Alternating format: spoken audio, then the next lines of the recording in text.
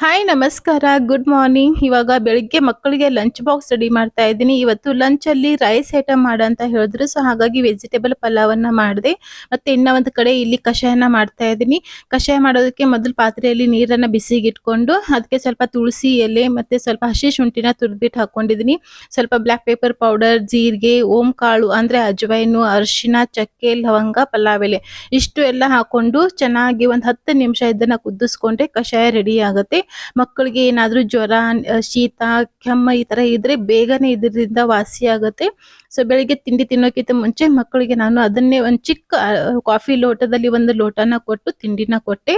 ಸಂಜೆ ಟೈಮಲ್ಲಿ ಮಕ್ಕಳು ಏನಾದ್ರೂ ಸ್ನಾಕ್ಸ್ ಕೇಳ್ತಾರೆ, ಸೊ ಅದಕ್ಕೆ ನಾನು ಇಲ್ಲಿ ಬ್ರೆಡ್ ಇಂದ ಪಿಜ್ಜಾನ ಮಾಡಿದೆ. ತುಂಬಾನೇ ಚೆನ್ನಾಗಿ ಬಂದಿತ್ತು. ನನ್ನ ಮಗ ಕೂಡ ಇಲ್ಲಿ ಮಾಡೋದಕ್ಕೆ ಹೆಲ್ಪ್ ಮಾಡ್ದ.